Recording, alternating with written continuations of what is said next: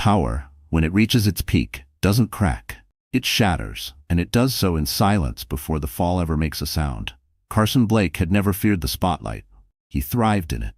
Until the door opened, and the woman he'd once vowed to love entered with a rival titan on her arm. He was at the height of his power, his lover by his side, owning the spotlight, until the door opened and his wife walked in with a prominent CEO. The room froze. The once confident man found himself drifting in the weight of quiet stares and half-hidden smirks. The balance had shifted, though no one could yet define how. The crystal champagne flute exploded against the travertine tiles of the Malibu estate's great room, shards glinting like slivers of light across the gleaming floor. 50 heads turned toward Carson Blake, his hands still hovering where the glass had been. "Say that again," Carson whispered, the edge in his voice sharp as glass. Nathan Pierce, Carson's CFO and his most trusted confidant of 2 decades, adjusted his collar, visibly uneasy. The quiet buzz of conversation that had filled the estate only moments before had vanished, leaving only the soft strains of live bossa nova from the trio in the corner. "Maybe we should talk privately," Nathan murmured, casting a glance at the who's who of Southern California's finance scene, all pretending not to watch. "No." Carson's jaw tightened. "Repeat it, right here." The Blake Capital annual fundraiser had been meant to mark Carson's grand ascent, the night he would finally unveil the Horizon Tech acquisition and solidify his legend. Instead, standing poised in his Brioni tuxedo, Carson was staring down a nightmare. "The SEC's opened a file," Nathan said lowly. "They're investigating the Horizon Tech deal. Someone leaked something." Carson's cold gray eyes swept the room, catching every opulent centerpiece, the panoramic view of the Pacific glowing behind the glass walls, and the sideways glances of people who had come to celebrate him. At 52, Carson Blake had turned a 2-man garage operation into one of California's premier investment firms. This night was supposed to be his coronation. "Find Morgan," he said, adjusting his cufflinks with a steady hand that masked the turmoil within. As Nathan disappeared into the crowd, Carson composed himself. He crouched down and picked up a jagged shard of crystal. "Hazard of celebration," he quipped to the silent onlookers. "When you're about to announce the biggest deal of your career, things tend to crack." A polite ripple of laughter returned to the air. Conversations hesitantly resumed. A staffer approached with a broom, but Carson waved him off. "I handle my own messes," he said firmly, loud enough to carry. Across the room, Celeste Monroe leaned on the edge of the bar, her navy satin gown shimmering under the lights with every small motion. At 29, she was the newest executive on board at Blake Capital, and Carson's current distraction. Her dark curls were pinned neatly up, exposing her shoulder where his lips had lingered just last night. "Quite the party," said a rich voice beside her, though our host seems a bit distracted. Celeste turned to find Julian Cross, CEO of Crosswell Dynamics, standing with effortless poise in his tailored tux. He offered a glass-raising nod. Julian was one of the few men on the West Coast whose fortune could rival Carson's, though the way each had earned it couldn't have been more opposite. "Mr. Cross," Celeste smiled, extending her hand, "I didn't expect to see you tonight." "Carson and I may not always agree," Julian said, his slight Jamaican lilt softened after decades living in the U.S., "but we back the same causes. And I never turn down a chance to see how the other half celebrates." His eyes, warm and observant, lingered on her face before flicking over to Carson, who was now deep in conversation with the governor. "How long have you been with Blake Capital?" Julian asked. "Half a year," Celeste replied. "I head the marketing division." "And how long have you been sleeping with him?" Her smile wavered for just a heartbeat before returning, this time with a sharper edge. "You don't waste much time with small talk, do you?" "Life's too short," Julian shrugged. "Especially when you're dancing near flames." Before Celeste could respond, Nathan appeared at her side. "Carson needs you," he said, voice low and expression grave.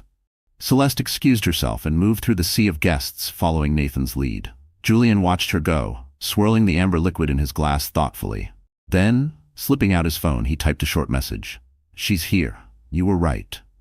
Meanwhile, in a quiet, ivy-wrapped villa nestled in the hills of Santa Barbara, Lauren Blake sat alone in the dim living room, eyes fixed on her phone. A message from her sister glowed on the screen. "Are you sure about this?" There's no turning back now. Lauren, 42, had spent the last 15 years as Carson Blake's wife, a title that had gradually dissolved her identity until she barely recognized the woman reflected back at her. Once a spirited art history graduate from UCLA, she had become an elegant fixture in Carson's world, admired, displayed, and silent. But tonight, while Carson believed she was visiting her sister in Napa, Lauren was about to activate a plan months in the making. Her laptop held neatly labeled folders, evidence of Carson's affairs, his financial misconduct, the offshore accounts he assumed she'd never discover. And most crucially, she had the truth behind the Horizon Tech deal. Her phone rang, cutting through the quiet. The caller ID read, Camila Rivera, her assistant and the only person besides her sister who knew everything. "They're all there," Camila said without delay. Carson, Celeste, the governor, even Julian Cross made an appearance. "And the SEC?" Lauren asked, voice even. "They'll announce the investigation tomorrow morning. Your anonymous tip covered everything." Lauren closed her eyes briefly, recalling the moment 6 months earlier when she'd first found the message between Carson and Celeste. She had been looking for an earring in his study when she bumped his unlocked phone from the desk. The message that flashed on the screen left no room for interpretation. It wasn't Carson's first betrayal, but something in Lauren had shifted. She began watching. His long meetings, his frequent trips, the way he spoke about the gifted new marketing executive. And in tracing his infidelity, she uncovered something darker. "What about the documents?" Lauren asked. "They're ready," Camila replied. "We just need to send them to the right people." "I'm sure," Camila said with calm certainty. "Are you absolutely certain about this, Lauren? It will destroy him." Lauren glanced at the deep navy gown draped over the door of her closet, the one Carson had never seen, the one she'd bought specifically for this night. "He destroyed us a long time ago," she said. "He just hasn't realized it yet." Back at the fundraiser, Carson pulled Celeste into his private study, shutting the door behind them with a firm, final click. "What did you do?" he snapped, the calm mask he wore in public slipping away the moment they were alone. "What are you talking about?" Celeste recoiled, her back pressing against the paneled wall. "The SEC, Celeste. They're investigating the Horizon Tech deal. Someone handed them details only a handful of people could have accessed." Her eyes widened. "You think it was me? That's insane. I've stood by you through every phase of this deal." "Exactly," Carson said, stepping closer until he loomed over her. "You were at meetings you didn't belong in, reading documents you had no business touching." "Because you asked me to be there," Celeste's voice rose in defense. "You said you trusted me." Carson stared at her, scanning her expression for even the smallest fracture of deceit. He had brought Celeste on board 6 months earlier, despite her limited experience, pulled in by her sharpness, her ambition, and yes, by the way she looked at him like he hung the stars, something Lauren hadn't done in years. "If I find out you betrayed me," he said in a low, controlled voice, "there won't be a firm in the country that would let you near a reception desk." Celeste's features hardened. "You know what your real problem is, Carson? You're so busy waiting for betrayal, you don't recognize loyalty when it's standing in front of you." She brushed past him toward the door, then paused with her hand on the knob. "For the record," she added coldly, "maybe you should be asking yourself who else might have a reason to watch you fall." With that, she was gone. Carson turned toward the massive window, his eyes locked on the Pacific horizon. He had conquered the Horizon Tech deal. It was poised to double Blake Capital's value within weeks. He had wagered everything on it. His reputation, his firm's liquidity, long-term clients who trusted him without question. His phone buzzed. A message from an unknown number. He opened it, and his blood ran cold. It was a photo of Lauren, not in Napa as she had claimed, in Los Angeles, walking into a restaurant with Julian Cross. The timestamp, 2 hours ago. Carson stared at the image, disbelief crashing into him. Lauren and Julian, they had never even met, or so he thought. But now the pieces started clicking into place with a brutal, undeniable logic. Lauren's perfectly timed getaway. The SEC's investigation, this anonymous photo, his wife, his biggest rival, together. His hand clenched so tightly around the phone that his knuckles turned pale. In 15 years of marriage, he had written Lauren off as the quiet, elegant partner who traded her independence for his shadow. And now he wasn't so sure who had underestimated whom. He had cheated on her, lied to her, and eventually stopped seeing her altogether. Now it seemed she was making sure he'd never forget her again. The door creaked open, and Nathan stepped inside. The sharp contrast of the ambient jazz and Nathan's pale expression struck Carson like a warning shot. "Carson, they're waiting for your speech." Carson smoothed the front of his jacket, his thoughts spinning with calculations and possible exits. "Tell them I'll be right there." "What are we going to do about the SEC?" Nathan asked, his usual composure visibly shaken. Carson's smile was cool as he slipped his phone into his pocket. "First, we raise a glass to our success." He paused. "Then we announce the Horizon Tech acquisition, just as planned. The investigation," he straightened his sleeves with the precision of a man shielding panic behind polish, "we'll handle. One crisis at a time, Nathan. Right now we have a room full of people to entertain." As Carson stepped back into the grand atrium, champagne flute in hand, the crowd greeted him with applause. The warmth of the welcome barely touched him. It felt distant, hollow, like praise echoing down a tunnel he no longer controlled. He took his place at the podium, the epitome of power and composure. No one could have guessed his empire was beginning to fracture beneath the surface. "Ladies and gentlemen," he began, voice steady and resonant, "thank you for joining us for this extraordinary evening." The elevator doors at the rear of the space slid open with a whisper. "Tonight isn't only about celebrating what Blake Capital has accomplished, but about envisioning where we're going." As someone moved through the gathering toward the front, the crowd subtly parted. "A future that begins with our acquisition of Horizon Tech, which I'm proud to." His words froze. Lauren was walking toward him, draped in that deep navy gown, her gaze fixed firmly on his. The room seemed to contract, the lights too bright, the silence too sharp. And behind her, watching with quiet satisfaction, stood Julian Cross. The champagne glass in Carson's hand trembled just slightly as Lauren stopped a few feet away, calm and poised.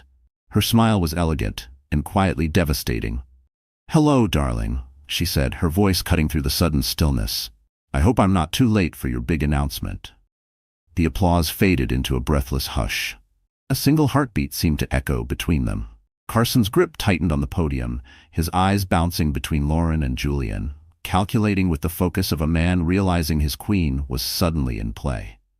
"Lauren," he said smoothly, his public mask snapping back into place. "What a surprise. I thought you were in Napa." "Plans change," she said, with just enough warmth to sound believable. "I couldn't miss your special night." The crowd collectively relaxed, accepting the exchange as a sweet gesture of marital support. Only a few, Nathan standing tensely to one side, Celeste by the bar with narrowed eyes, sensed the tension rippling beneath the surface. "Ladies and gentlemen," Carson continued, never once breaking eye contact with Lauren, "it seems we have even more to celebrate tonight. Please help me welcome my wife, Lauren, who made a special trip to be here with us." Polite applause swept through the room. Lauren dipped her head graciously, while Julian remained just behind her, his expression giving away nothing. "And of course, Julian Cross of Crosswell Dynamics," Carson added, his tone betraying none of the fury simmering beneath the surface. "An unexpected addition to our guest list." Julian stepped forward with an affable nod. "I hope you don't mind the intrusion. I bumped into Lauren earlier this evening and offered to escort her." Before Carson could respond, a tall woman with silver-streaked black hair approached Lauren and enveloped her in a warm embrace. "Lauren, darling, no one mentioned you'd be here tonight." "Diana," Lauren smiled, returning the hug. It was a last-minute decision. Diana Hamid, the 65-year-old matriarch of Horizon Tech and one of California's most influential figures in finance, turned toward Carson with a smile that didn't quite reach her eyes. "Carson, you must be delighted to have your wife here for this announcement. Family support is so important during these kinds of transitions." The pause she placed on that last word wasn't lost on him. Diana had been hesitant about selling the company from the start, but the board had overruled her. Now she stood beside his wife, both women watching him with nearly identical expressions. "There's nothing more important than family," Carson said, raising his glass. Which brings me back to the announcement. Ladies and gentlemen, Blake Capital is proud to announce our acquisition of Horizon Tech, uniting two of California's most trusted financial institutions. Camera flashes lit the room as reporters documented the milestone. Carson launched into his scripted speech, outlining the merger's projected impact, all while carefully avoiding any glance in the direction of Lauren or Julian. When he concluded, the crowd erupted in applause. Guests returned to their conversations, champagne glasses refilling. As Carson stepped away from the podium, Diana approached. "Impressive speech," she said in a low voice. "Almost convinced me you cared about my father's legacy, and not just the assets you're stripping." Carson's smile didn't falter. "This deal benefits everyone, Diana. Your shareholders cash out, your employees stay, and your father's name will live on, as part of something larger."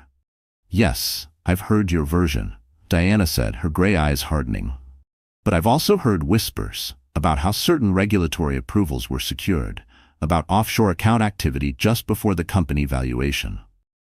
Carson didn't flinch, but a muscle along his jaw jumped. "Be careful, Diana. Unfounded accusations can lead to very unpleasant legal consequences." "Accusations?" she replied smoothly. "Oh, Carson, I've accused no one, just sharing notes between colleagues, though I wonder, does your wife share similar insights?" Before he could answer, she drifted away toward Lauren and Julian, now deep in conversation with several investors. The three of them appeared entirely at ease. Too at ease for people who had supposedly only just met. "You're going to want to see this," Nathan muttered suddenly at Carson's side. He handed Carson a tablet discreetly. On the screen was an email from the SEC's Enforcement Division addressed to Blake Capital's board, announcing a freeze on all transactions related to the Horizon Tech acquisition pending further investigation. The timestamp read, 30 minutes ago. "Who else has seen this?" Carson asked, his voice barely above a whisper, cold and lethal. "Just me so far." "It hit the board's secure inbox," Nathan murmured. "Keep it that way," Carson replied. He handed the tablet back. "Hold off on any official reply until morning. I need time to get ahead of this." Nathan hesitated. "Carson, if the SEC is formally involved." "Just do it." Carson cut him off sharply. "Trust me." As Nathan walked away, visibly uneasy, Carson felt someone step beside him. Celeste had appeared, a fresh glass of champagne in hand. "Trouble in paradise?" she asked quietly, nodding toward Lauren. "I thought she was conveniently out of town." "Not now, Celeste?" "Yes, now." She moved closer, her voice low but firm. "You accuse me of betraying you, and yet your wife arrives hand in hand with your biggest rival the same night the SEC launches an investigation. Even you can add that up." Carson turned to her fully. Celeste was driven, strategic, qualities he'd once praised and taken advantage of. But she was also smart enough to be a threat.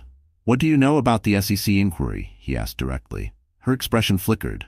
Surprise, maybe, but only briefly. "Only what Nathan mentioned, that they're looking into the Horizon Tech deal. But seeing Lauren with Cross makes me wonder who's pulling strings here."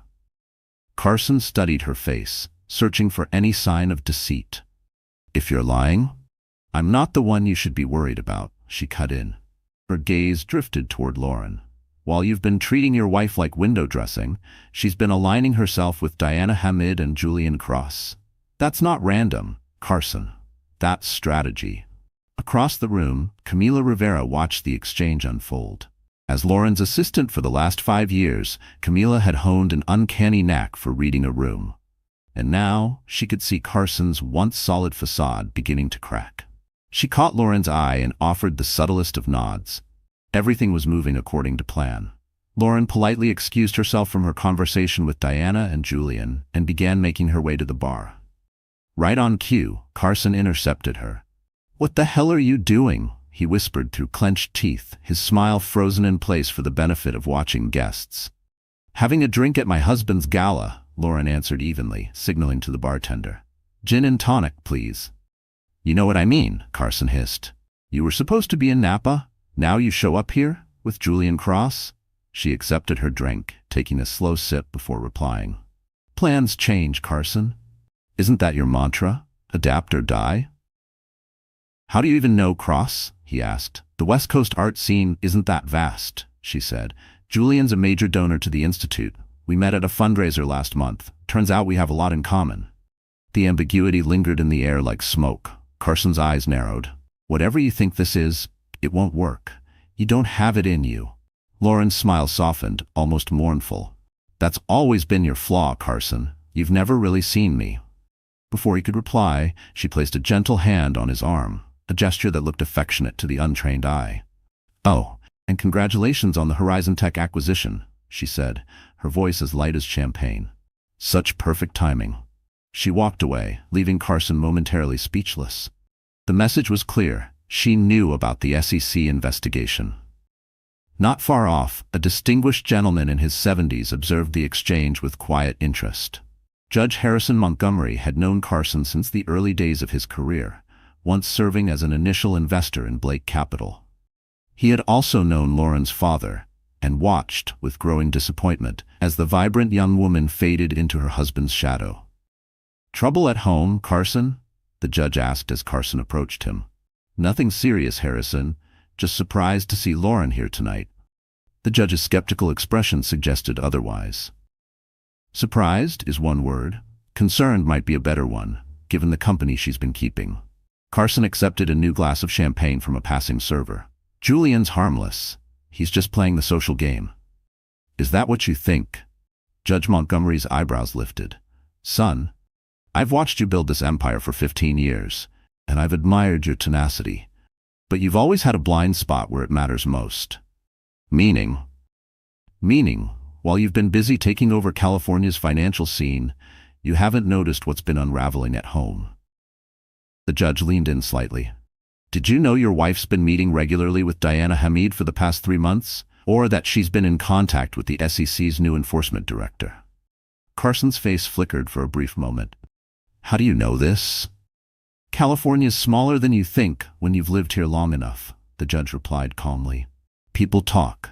And lately, they've been talking about Lauren Blake stepping out of your shadow."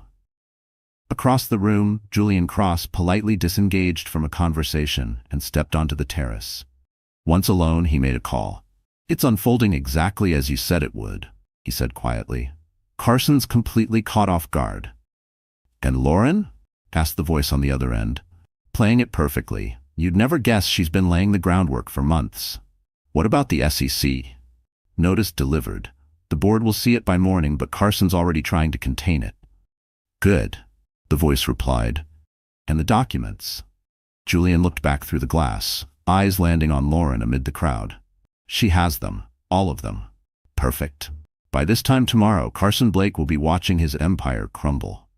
There was a pause, then Julian asked, voice tinged with hesitation. "You're sure about this? Once we cross this line?" "He crossed it first," the voice snapped. 15 years ago when he stole everything and left me with nothing. This isn't revenge, Julian. This is justice." As Julian ended the call, he remained unaware that Celeste had been standing silently at the far end of the terrace, having heard every word. Inside, Carson had pulled Nathan into a secluded corner, his restraint fraying. "I need to know exactly what we're dealing with," he said, voice taut. "How bad is it?" Nathan's face was grim. "Bad, Carson. They've got documentation, offshore transfers, manipulated valuations, even the closed-door meetings with Commissioner Taylor." "That's impossible," Carson hissed. "Those meetings were completely off the record. The only people who knew were you, me, and—" He stopped. Suddenly, Carson's gaze locked on Lauren across the room. She was mid-conversation with the governor, but as if she sensed his stare, she looked up. Their eyes met. And for the first time, Carson saw something in her expression he had never noticed before. Triumph. "Jesus," Carson muttered under his breath. "It's her. She's the one gathering evidence." "What?" Nathan asked, genuinely confused. "Lauren? That's insane. She doesn't know anything about our operations. Doesn't she?" Carson's mind raced back over the past few months, nights he'd worked from home, confidential files left out in his study, phone calls he'd made assuming she was immersed in her book or tablet. "She's been inside our home, my office. She has access to my devices, my schedule, my contacts." "But why?" Nathan asked before trailing off. His eyes followed a movement across the room where Celeste had just rejoined the crowd. "Ah," he said softly. Carson followed his gaze, then shook his head. "No, it's not that. Lauren has always looked the other way." "Has she?" Nathan replied, just as quietly. Or has she been watching and waiting all this time? Before Carson could respond, a sudden shift near the entrance pulled everyone's attention. Two men in dark suits entered, scanning the room with silent intent. "Federal agents," Nathan whispered. "SEC Enforcement Division." Carson's pulse thundered, but he kept his expression neutral. "Stay calm. They can't do anything without formal charges." "Mr. Blake," one of the agents approached, holding up his badge. "I'm Agent Daniels with the Securities and Exchange Commission. We need to speak with you regarding transactions linked to Horizon Tech." The room hushed once more. Every eye turned toward Carson. And in the middle of that storm, Carson did what he'd always done best. He projected control. "Of course, Agent Daniels," he said, his voice ringing with calm authority. "Blake Capital is always cooperative with regulatory inquiries." He raised his voice slightly, letting it carry. "However, as you can see, we're hosting a formal event. Perhaps we could arrange a time, say, first thing tomorrow morning?" The agent paused, clearly not expecting such poised resistance. "This is a time-sensitive matter, Mr. Blake." "I understand," Carson said smoothly, "but unless you have a warrant, I must insist we follow proper procedure. My legal team will be available at 8 a.m. sharp." As the agent stepped aside to confer, Carson noticed Lauren watching him, her face unreadable. Beside her, Diana Hammond stood with a faint smile that said she was enjoying every second. Then Carson's phone buzzed. A message. "Unknown number. Check your private email immediately. You have 5 minutes to accept the terms or everything goes public." Excusing himself with practiced grace, Carson retreated to his private office. The agents remained in quiet discussion. Hands steady, he unlocked his secure laptop and accessed his private email, an account not linked to Blake Capital. There it was, an encrypted message. "Final notice, settlement terms." He opened the attachment, and as his eyes scanned the contents, the color drained from his face. He gripped the edge of his desk, the sheer weight of what he read nearly buckling his knees. It contained everything, undeniable proof of every corner cut, every valuation tweaked, every ethical line crossed in the creation of Blake Capital. The offshore accounts, the manipulated numbers, the payments to Commissioner Taylor disguised as consulting fees. But worst of all, embedded in the file, was an audio recording. Carson's own voice, discussing how to artificially inflate Horizon Tech's debt in order to drive down the acquisition cost. "You're done." The voice came from the doorway. Carson spun around to see Judge Harrison Montgomery standing there, his elderly frame now carrying a gravity Carson had never before noticed. "Harrison," Carson said quickly, minimizing the email, "this isn't a great time."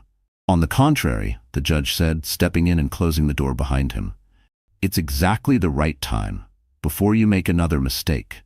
Carson's thoughts spun. Exit plans, backup options, anything. "Whatever you think you know, I know everything," Montgomery interrupted, voice steady, nearly gentle. "Just like Lauren does, just like the SEC will by morning, unless you agree to the terms in that email." The words landed like a punch. "You're part of this?" "I've been part of this from the start," Montgomery said, settling into the leather chair across from Carson's desk. 15 years ago, I watched you take Richard Blake's firm while he was dying of cancer. I watched you marry his daughter and slowly erase her from her own legacy." Carson's jaw flexed. "Richard was reckless. He was going to destroy everything. I saved that company." "No, you dismantled it and rebuilt it in your image," Montgomery replied. "And in doing so, you broke securities laws, committed fraud, and betrayed the man who mentored you." "And now what?" Carson's voice was low and dangerous. "Lauren and her little alliance blackmail me? Take my company, my wealth?" Montgomery looked at him with something that resembled pity. "Even now, that's all you see. Assets, power, control. Read the terms, Carson. You have 3 minutes." Carson turned back to the screen, his eyes scanning. The terms were clear, even elegant in their simplicity. He would resign as CEO of Blake Capital, citing health reasons. He would give up all voting rights to his shares, placing them in a blind trust. He would keep his personal fortune, but have no further role in the company's direction. The Horizon Tech deal would go forward, but under revised terms that preserved the staff and legacy of the original firm. In exchange, every shred of evidence against him would stay buried. "This is extortion," Carson said flatly. "No," Montgomery replied. "This is mercy, more than you deserve." Carson's phone buzzed. Nathan. He ignored it, his mind rapidly sorting through options, calculating outcomes, the way he always did when the stakes were highest. "And if I refuse?" he asked finally. "Then by 9 a.m., every file will be in the SEC's hands," Montgomery said calmly. "By noon, you'll be indicted. By nightfall, everything you've built will be gone." Montgomery checked his watch. 1 minute. Outside, the gala pulsed on, California's elite mingling effortlessly, oblivious to the collapse happening behind the glass walls of Carson's office. Through those very panes, he could see Lauren talking animatedly with Julian Cross, her face alight in a way he hadn't seen in years. It wasn't just that she was smiling, it was how easily she did it, how utterly distant she seemed from the version of herself that used to orbit his world. Something twisted deep inside him, not just anger, not fear, but something more haunting, an ache of unfamiliarity. When had she become a stranger?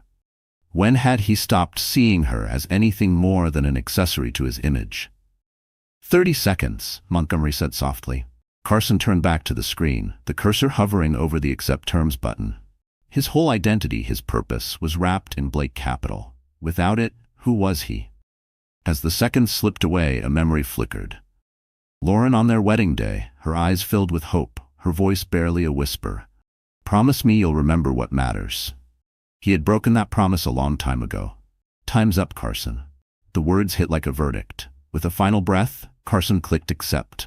A confirmation message blinked onto the screen. Agreement recorded. Details to follow. Montgomery gave a single nod. Not approval, just acknowledgement. "You made the right choice." "Did I have one?" Carson asked, his voice dry. "We always have choices," the judge replied, rising from his chair. "You made yours years ago, when you decided success justified anything." As Montgomery reached for the door, Carson called out, "Did she ever love me, or was I just a way to save her father's company?" The old man paused, hand resting on the knob. "Lauren loved you completely, that was her flaw. She gave everything to someone who never learned how to hold it without breaking it. That's what made her blind to who you really were. Until she wasn't." Then the door closed, leaving Carson in the hollow silence of realization. He had lost far more than a company. When Carson finally stepped back into the gala, the party had hit its golden peak. Laughter loud, champagne endless, music swelling. It all felt like a dream being played out in reverse. He was no longer the host, but the ghost. He moved among the crowd on autopilot, exchanging smiles, accepting congratulations on the Horizon Tech merger. No one realized they were witnessing the final moments of his reign. Nathan intercepted him by the bar. "Where the hell have you been?" The SEC agents left, but they scheduled a formal interview for tomorrow morning. "Cancel it," Carson said, voice flat. "Then call an emergency board meeting for 8 a.m. Nathan blinked. "What are you talking about?" "I'm stepping down as CEO, effective immediately." "You're what?" Nathan hissed, pulling Carson into a quieter corner. "Have you lost your damn mind?" Carson gave a short, bitter laugh. "On the contrary, I think I finally found it, buried under layers of ambition and denial." He nodded toward the dance floor. Lauren was dancing with Julian, radiant and unburdened. "I underestimated her," Carson said. "We all did." Nathan followed his gaze, his expression shifting from confusion to something closer to understanding. "She's behind it, the SEC, the whole thing. Lauren, Montgomery, probably Diana Hamid too." Carson took a long breath. "They've had months, plenty of time to collect evidence, build a case. I was so obsessed with the deal, I never saw it coming." "So what now? You're just giving up?" Nathan asked, incredulous. "That's not like you." "It's not giving up," Carson replied, and was surprised at how steady he felt. "It's knowing when you've been outplayed." As Nathan absorbed those words, Celeste appeared at Carson's side, her cheeks flushed from dancing. "You know," Celeste said, voice casual but sharp, "everyone's wondering why you're lurking in corners instead of celebrating." Carson studied her, truly looked at her for the first time. The calculated gleam in her eyes, the poised confidence with which she had inserted herself into his world. "How long have you known?" he asked quietly. Celeste's smile wavered. "Known what?" "About Lauren's plan. About Montgomery's involvement." She kept her expression neutral, but Carson noticed the subtle tightening in her shoulders. "I don't know what you're talking about." "I think you do," he said, stepping closer, his voice low. I think that's why you've been downloading confidential files this past month, just in case. Surprise flickered across her face, brief but unmistakable. Your IT security's better than I expected. Not really, Carson said coldly, but I do read the access logs, especially when sensitive documents are involved. He held her gaze. The only question is, are you with Lauren? Or just running your own game? For a moment, Celeste's polished exterior cracked, revealing the sharp mind beneath. Smart men diversify their assets, she murmured. Smart women do the same with their loyalties.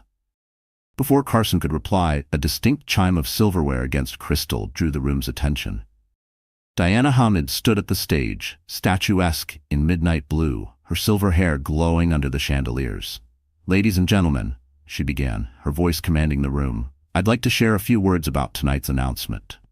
Carson felt a slow, creeping chill. This wasn't planned. As many of you know, Horizon Tech was founded by my father 60 years ago on a principle that remains as vital today as it was then: integrity above all. Her eyes swept the room and lingered on Carson. Throughout these negotiations with Blake Capital, I've insisted that this principle remain the heart of our merged enterprise. Polite murmurs echoed across the room. That's why I'm thrilled to announce that, as part of this transition, we are establishing the Horizon Blake Ethics Foundation, a new body dedicated to promoting transparency and accountability in the financial sector. Diana raised her glass with a poised smile, and I can think of no one better to lead this effort than Lauren Blake, whose unwavering commitment to these values has been inspiring.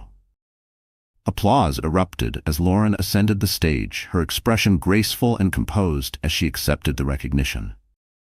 Carson stood frozen, watching the woman he had long dismissed as ornamental now crowned the moral figurehead of his firm's future. And, Diana continued once the applause settled, given the expanded scope of our combined operations, the board has unanimously agreed that new leadership is needed for this next chapter. The room quieted instantly. Eyes turned, first to Diana, then to Carson. Effective tomorrow morning, Carson Blake will assume an advisory role. Day-to-day leadership will transition to a committee led by Judge Harrison Montgomery. The words landed like a thunderclap in the marble-lined hall. Carson felt the weight of dozens of gazes on him, each one waiting for him to break. With immense effort, Carson kept his composure, even managing a slight nod of acknowledgement. This public dismantling had not been part of the agreement he'd accepted. Across the room, Lauren's eyes met his.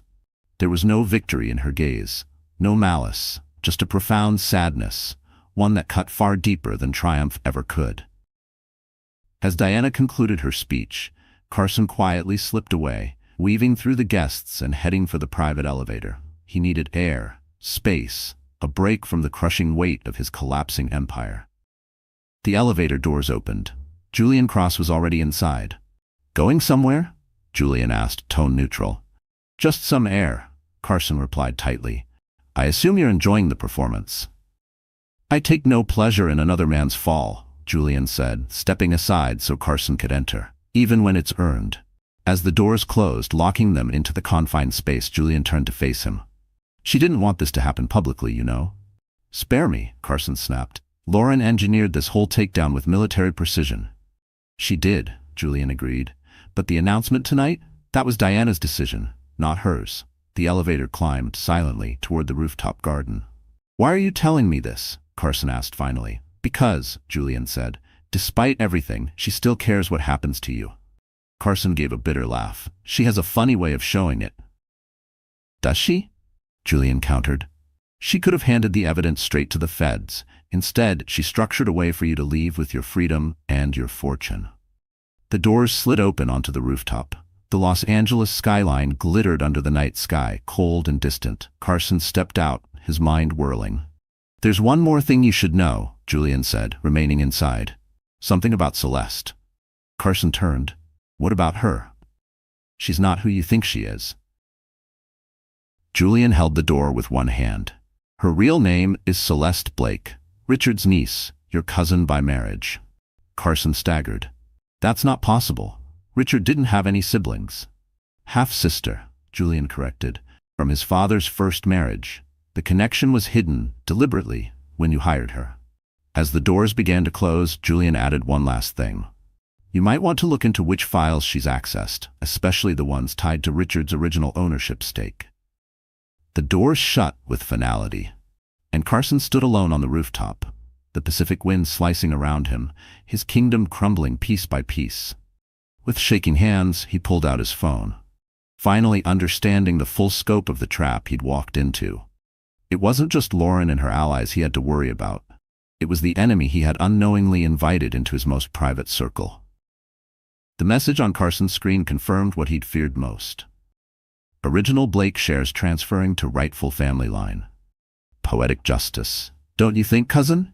3 days after the gala, Carson sat alone in his home office, surrounded by the remnants of a success that had evaporated overnight. The room was pristine but sterile, like a museum exhibit dedicated to a life that no longer existed. Newspapers lay strewn across his desk, headlines screaming in bold, merciless type. Blake steps down amid regulatory storm. West Coast Titan falls. Hamid Blake merger proceeds under new leadership. The financial press had been blunt but accurate. The society columns were even crueler, gleefully recounting his downfall with terms like spectacular implosion and long overdue reckoning. One particularly brutal piece speculated about Lauren's growing closeness with Julian Cross, hinting their relationship had deepened, while Carson was distracted with his young marketing hire. He stared at the photo that accompanied the article. Lauren in a quiet moment, laughing at something Julian had said. There was a softness to her face that gutted him. Not because she'd found someone else, but because she looked like herself again. He hadn't seen or spoken to Lauren since the night of the gala. She hadn't returned to their beachfront home, and every call went to voicemail. His lawyer told him she was staying with her sister and had requested space while they worked through the separation terms. The doorbell rang, pulling him from the spiral of thoughts. He ignored it, just like he'd ignored texts from former colleagues and so-called friends. Then came the sound of a key in the lock. Nathan Pierce appeared in the doorway, hesitant but resolved. "You look like hell," Nathan observed, taking in Carson's unshaven face and wrinkled clothes. "I wasn't expecting company," Carson replied coldly. "How'd you get in?" "Lauren gave me her key. She's worried about you." Carson let out a bitter laugh. "That's rich, coming from the person who helped engineer my destruction." Nathan pulled up a chair and sat across from him. "Is that really what you think? That Lauren did this to destroy you?" "What would you call it?" "Self-preservation," Nathan said simply. "She saw what was coming, what you refused to see. She protected herself and you, whether you believe that or not." Carson's temper flared. "Protected me?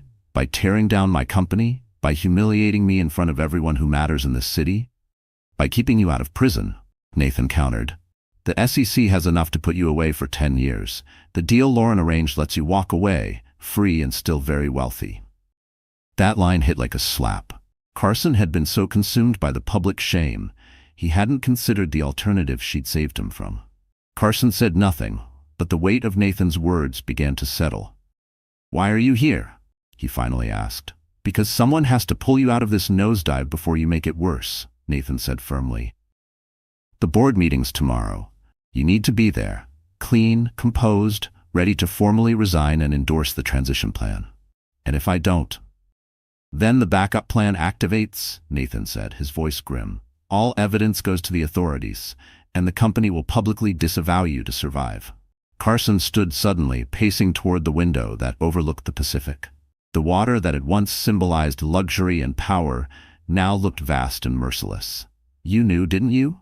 About Lauren's plan? About Celeste?" Nathan was silent for a long time. "I suspected Lauren knew more than she let on. As for Celeste, I had concerns about her from the beginning, but you wouldn't hear it." "Why didn't you warn me?" "I tried, Carson. For years, I tried to warn you about the corners you were cutting, about the enemies you were making. You didn't want to hear it." The truth of Nathan's words hung in the air between them. Carson had dismissed his longtime partner's warnings as cautionary noise, conservatism that got in the way of the aggressive expansion he'd envisioned. "What about Montgomery?" Carson asked. "Was he working against me all along?" "Harold was Richard's best friend," Nathan replied. "He watched you take over Richard's firm and systematically erase his legacy. Then he watched you do the same to Richard's daughter. He paused. I think he's been waiting for this moment for 15 years. Carson sat with the weight of that revelation.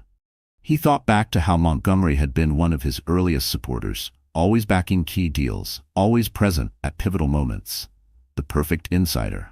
And Celeste? He asked finally. Have they found her? Nathan shook his head.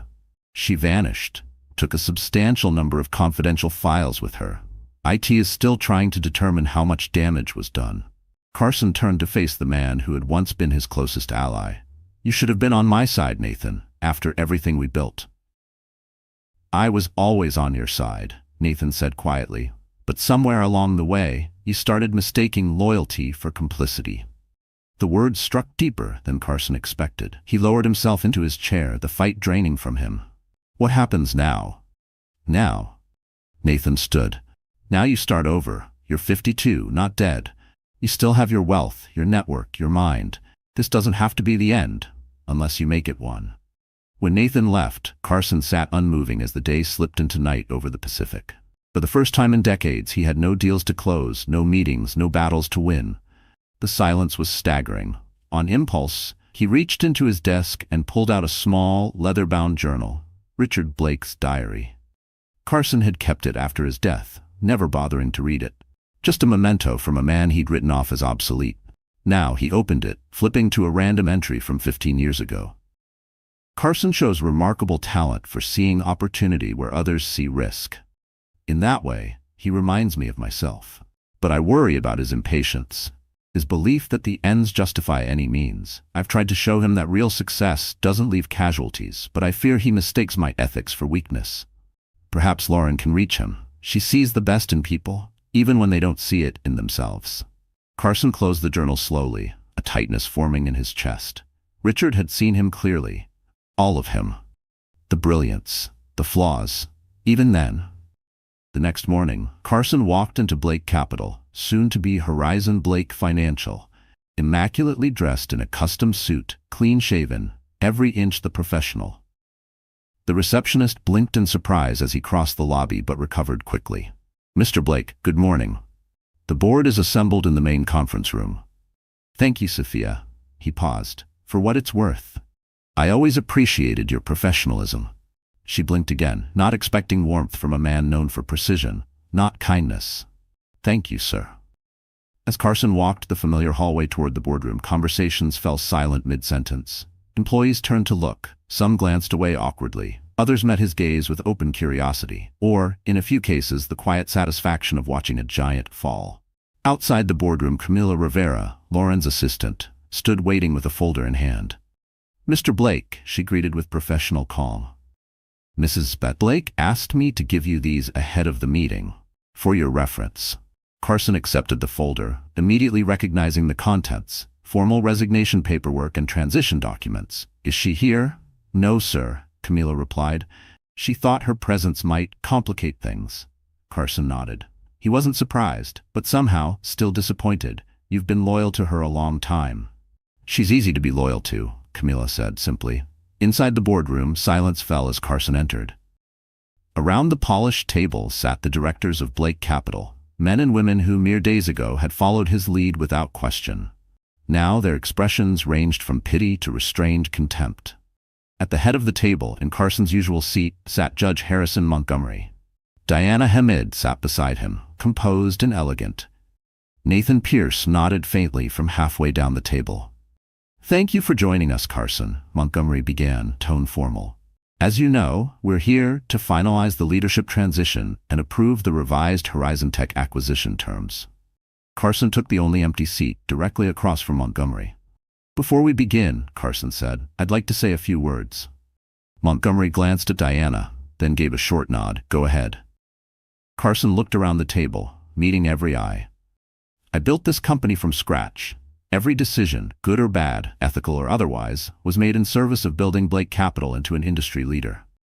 He paused, and a few expressions shifted, surprised by the absence of defensiveness. I also made mistakes, big ones. I bent rules, crossed lines, and in the end, I betrayed the values that should have grounded us. For that, I apologize. The silence deepened. No one quite knew how to respond. I've reviewed the transition plan, Carson continued, tapping the folder. It's fair, more than fair.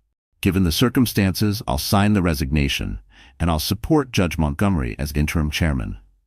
Montgomery's brows lifted slightly. That's unexpected, Carson. Thank you. With one condition, Carson added. Diana leaned forward, her tone cool. You're hardly in a position to make demands, Mr. Blake. It's not a demand, just a request. He turned to her, voice steady. The Ethics Foundation you announced, I want to contribute. Not just financially. I want to give my time, my experience. A ripple of quiet shock moved around the table. Why? Diana asked, warily. Carson's answer was clear. Because I spent 15 years teaching this industry how to twist the rules for profit. Maybe I can spend the next 15 proving there's another way. Around the table, skeptical looks passed from one director to the next. A convenient conversion, some thought. One board member remarked, perhaps. Carson nodded. Sometimes clarity only comes after you lose everything you thought mattered. After the meeting, he found himself alone in his former office, packing up the few personal items he wanted to keep. Most of the mementos, the deal trophies, the glossy awards, the photos with politicians and celebrities, now felt like hollow relics of a version of himself he no longer recognized. A knock at the door broke the silence. Diana Hamid entered without waiting. That was quite the performance, she said, studying him.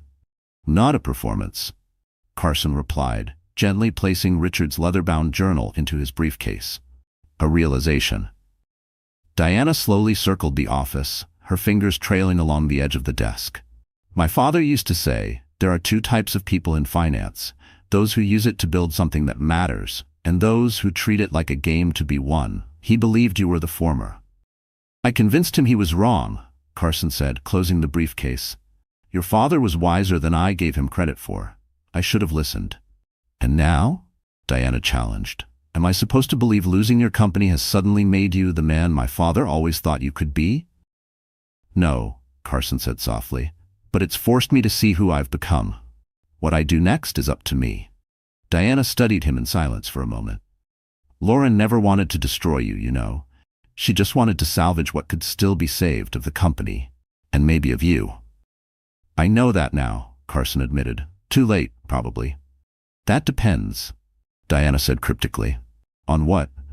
On whether you're truly capable of change, or just adapting strategy to new conditions. She turned to go, then paused at the door. By the way, your offer to join the Ethics Foundation has been accepted. You start next month as an unpaid advisor. You'll report directly to Lauren. Carson froze. She agreed to that? It was her idea, Diana said, offering a rare smile. Maybe she still believes there's something left in you worth saving. After she left, Carson sat heavily in what was no longer his chair, the weight of everything settling around him. Lauren, his wife, the woman he had ignored, dismissed, betrayed, would now be his superior. The irony was almost poetic. His phone buzzed, a message from an unknown number. Celeste Blake spotted boarding flight to Cayman Islands, tracking digital footprint. Will advise, JC. Julian Cross, still watching, still quietly steering the pieces. Before Carson could process that, another message arrived. Roof Terrace, 20 minutes, come alone, L. Carson read the text again, heart pounding. Lauren. After days of silence, she was finally willing to meet. He didn't know whether to expect reconciliation or the final cut. The rooftop terrace where they had celebrated their engagement 16 years ago was empty when he arrived.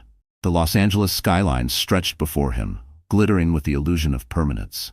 Power, wealth, legacy, all of it had once defined him. Now he waited in silence, wondering what might come next. I wasn't sure you'd come, said Lauren's voice behind him. Carson turned to find his wife standing by the elevator, dressed in a simple blue gown that mirrored the color of her eyes. She looked familiar, and yet transformed, like someone reborn from betrayal, wielding her silence like armor. I would have understood if you never wanted to see me again, Carson said honestly. Part of me didn't, Lauren admitted, walking to stand beside him at the railing. But we have unfinished business. The divorce, Carson said, his throat tightening. No, Lauren replied, catching him off guard. Celeste Blake. She handed him a tablet. On the screen, a complex web of transactions appeared. Money funneled through shell companies, offshore accounts, digital currencies. She's not just after revenge, Lauren said. She's been systematically draining your personal holdings, everything not covered by the settlement. Carson studied the data, his instincts kicking in. The scale, the patterns, it was precise, calculated. This wasn't some bitter ex's retaliation. This was a hostile takeover of his life. This is professional. Because she's not working alone, Lauren said grimly. We believe she's partnered with James Canwell. The name struck Carson like a punch. James Canwell, Richard Blake's former business partner, who had left Blake Capital before Carson joined. The man Carson had discredited and forced into bankruptcy during his rise to power. That was 15 years ago, Carson said. He vanished after the SEC inquiry. He vanished from public view, Lauren corrected. Not from the industry. He's been operating through layers of intermediaries, building a network focused on corporate sabotage. Celeste is just his newest weapon.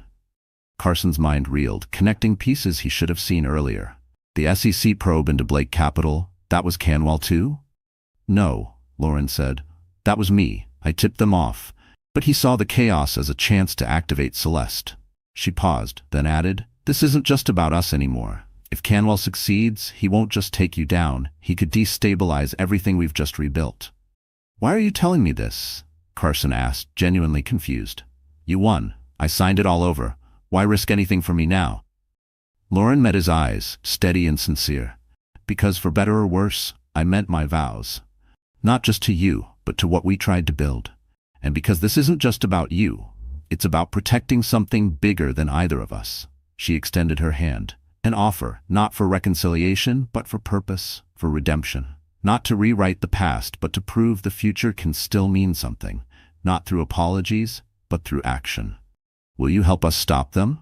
Carson took her hand. Not as a husband, not as a CEO, but as a man signing a new kind of agreement, one built not on dominance or control, but mutual cause. Yes, he said simply. Together, they stood on the rooftop, the city sprawling beneath them. Carson had lost his company, his reputation, maybe even his marriage. But in that moment of utter collapse, he found something else. The opportunity to become the man Richard Blake had once believed he could be. Then Lauren's phone rang, slicing through the quiet. Lauren's expression shifted as she answered the call, hope giving way to alarm. Her knuckles whitened around the phone. Are you sure? She demanded. She ended the call and turned to Carson, urgency burning in her eyes. What is it? He asked. It's not just your personal assets, she said, voice tight with control. Canwell's made his move, against the company. The automated trading systems have been compromised. They're executing a coordinated sell-off. If it goes unchecked, it'll trigger a wave of margin calls.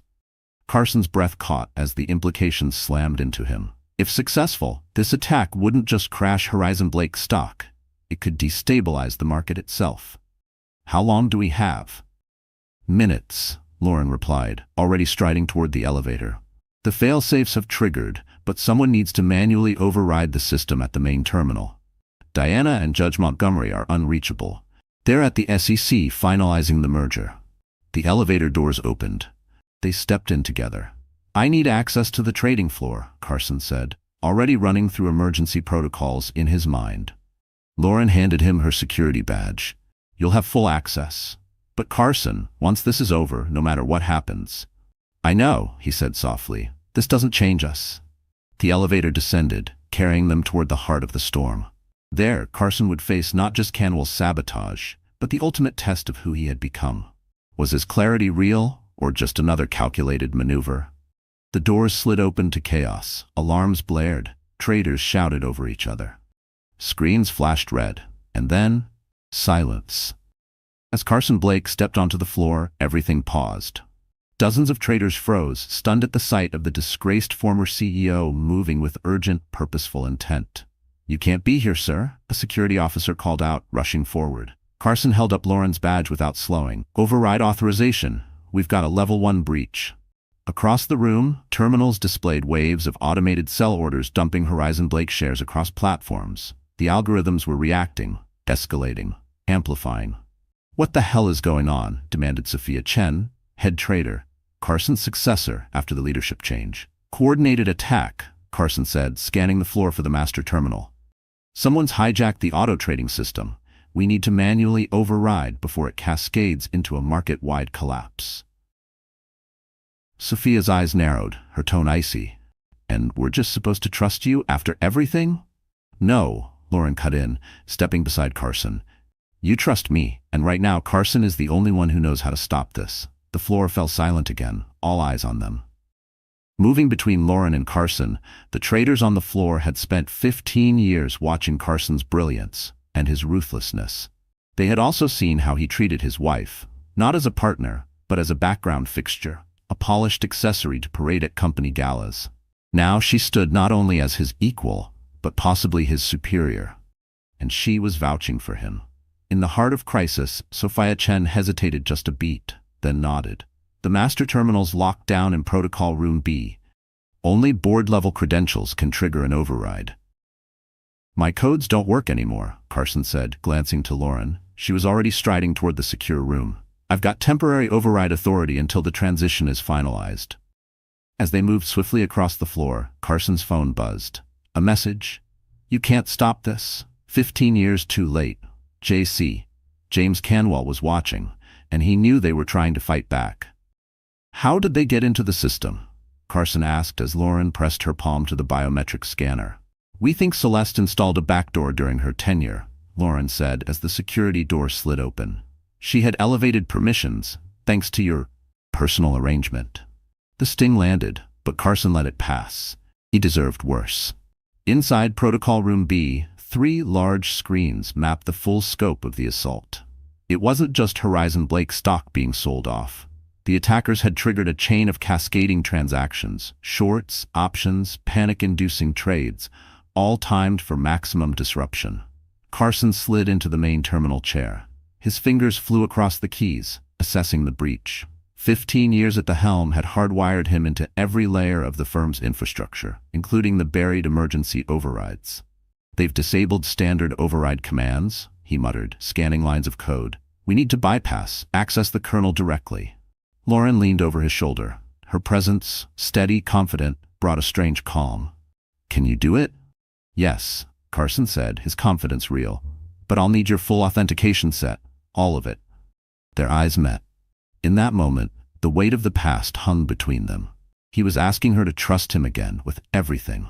And without hesitation, Lauren took the keyboard and entered a series of intricate codes one after another, then slid it back to him. Thank you, Carson said softly. Just stop them, she replied, voice firm. Carson's focus narrowed to the screen. Everything else disappeared. This wasn't just a security breach. It was a war.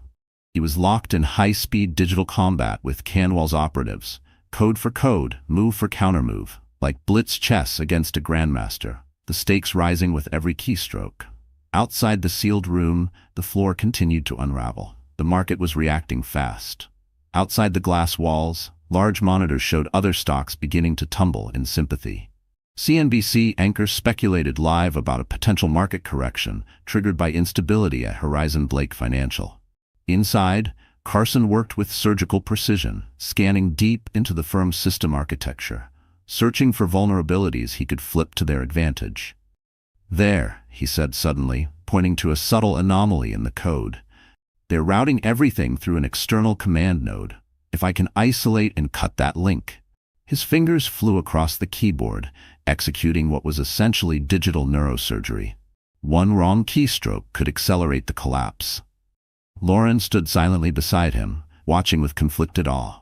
This was the man she'd once loved, sharp, composed, fearless under pressure. He hadn't changed because he had to.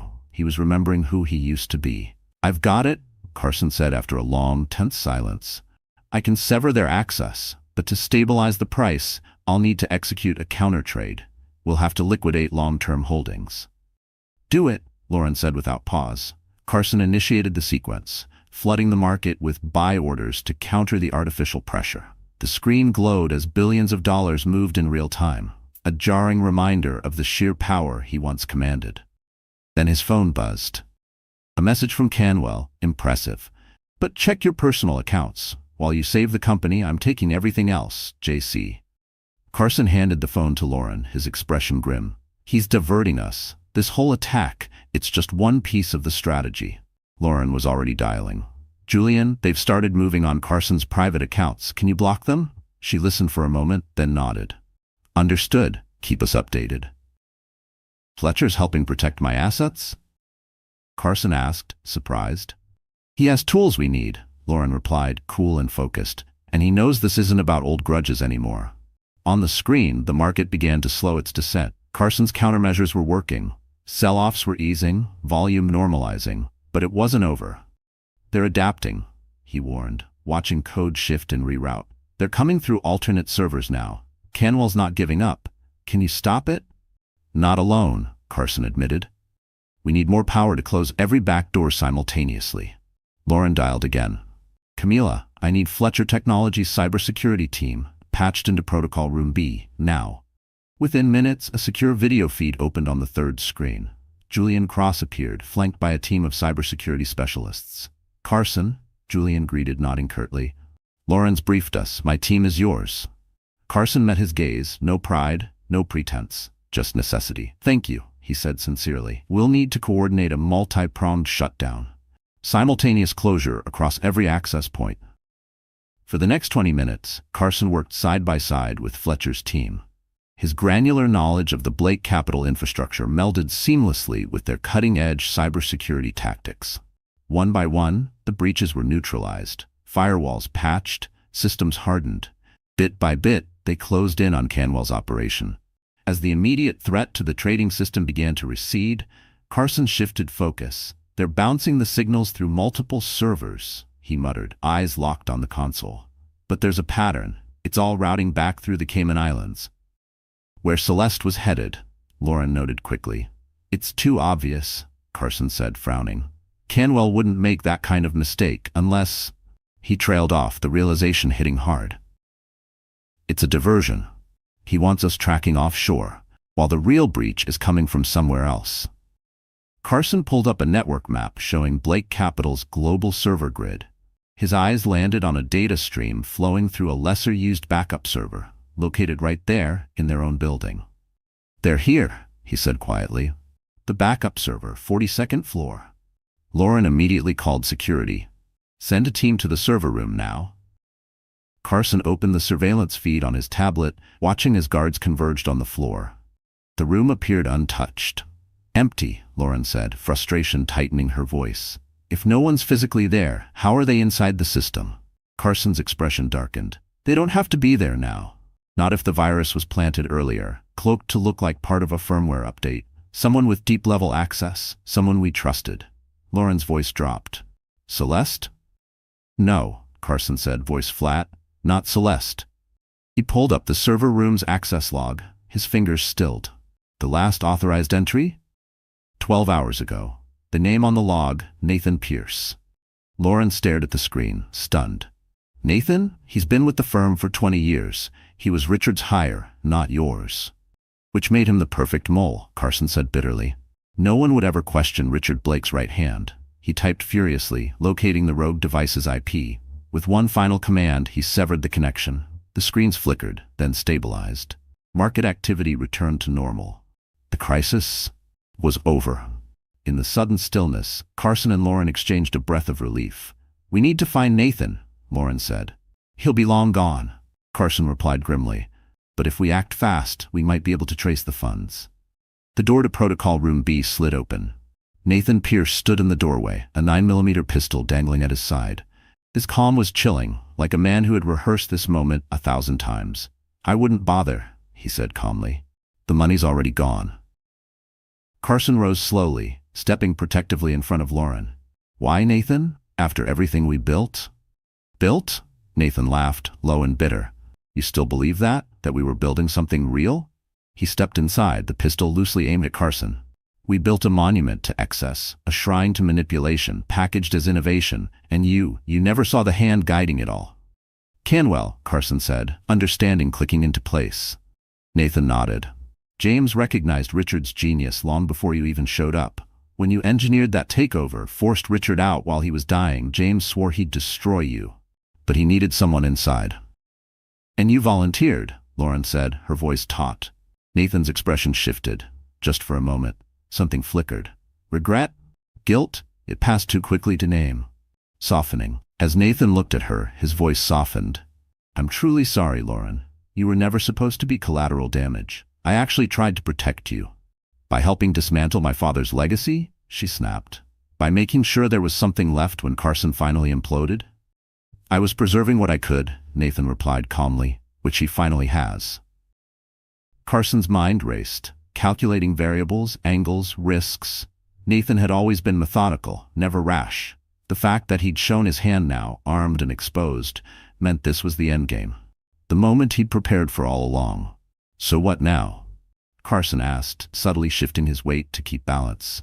You shoot us both and vanish with the money? That feels messy, not your style. Nothing so theatrical, Nathan said with a dry smile. The weapon is just insurance, to make sure you don't interfere. In about 3 minutes, the last of your personal assets will be transferred to accounts you'll never trace. He glanced at his watch. Once that's done, I disappear. Cameras in this section are disabled. I have a clean exit. What Nathan didn't realize was that during their exchange, Carson had been quietly typing behind his back, triggering an emergency protocol embedded in the system years ago. A hidden contingency Lauren had never even known about. I underestimated you, Carson said, buying time as the protocol activated. All these years I thought you were just conservative. Turns out you were playing the long game. That was always your weakness, Nathan replied. You couldn't see past the next deal. The next quarter, you built wealth, but never legacy. Legacy like yours? Carson challenged. You and Canwell, stealing back stolen money? That makes you what, righteous thieves? Nathan's face darkened. We're restoring what was taken. Richard Blake's ideas, his ethics, his relationships, you hollowed them out and made it a money-making engine. Now that machine is breaking, piece by piece. Behind them, a soft chime sounded from the terminal. Nathan's eyes flicked toward it. What did you do? He snapped, raising the weapon. Something you taught me, Carson said calmly. Always have a backup plan. On the main screen, a window opened, unveiling a web of hidden transactions. Nathan's personal financial empire. Exposed. Frozen. Dead man's switch, Carson explained. If I was ever held at gunpoint in this room, the system would scan, isolate, and lock every account linked to the threat. Every shell company, every offshore trust, flagged for investigation.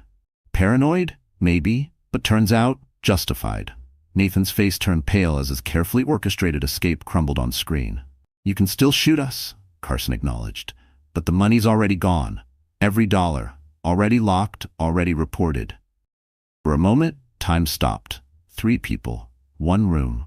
A triangle of betrayal and truth. Then Nathan lowered the gun. His shoulders slumped, defeated. 15 years, he said quietly. 15 years watching you dismantle everything Richard built. Watching you trade principles for profit. Watching you treat Lauren like a prop in your empire. He turned toward Lauren, his voice softer. He doesn't deserve your help, or your loyalty. This isn't about what Carson deserves, Lauren replied steadily. It's about protecting what matters. The company, its employees, its clients. What my father understood, even if Carson forgot it. Security burst through the door, alerted by the emergency protocol Carson had triggered earlier. As they restrained Nathan and let him out, he looked back one last time. His voice was calm, but his eyes burned with conviction. You haven't won, he said with chilling calm. You've lost everything that ever mattered. And then he was gone. Carson and Lauren stood in the silence that followed, surrounded by the echo of averted catastrophe. Beyond the glass, the trading floor had stabilized. The market was recovering. The threat had passed. But between them, nothing was resolved. Thank you, Lauren said at last, her voice steady, for stopping them. Thank you, Carson replied, for trusting me to try, after everything. Their eyes met. In that look, an entire history passed between them. Shared victories, deeper betrayals, and a love long eclipsed by ambition. A moment suspended by years, 15 of them. Of partnership, of distance, of betrayal, and unspoken truths. This doesn't change anything, Lauren said quietly, echoing his own words from earlier. I know, Carson said, finally understanding the full measure of what he'd lost.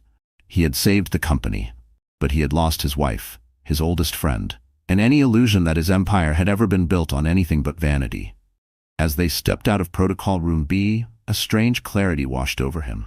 For the first time in 15 years, Carson Blake didn't see himself as the master of the West Coast financial world. He saw a man who had traded everything of true value for the hollow shine of wealth. "What will you do now?" Lauren asked as they entered the elevator.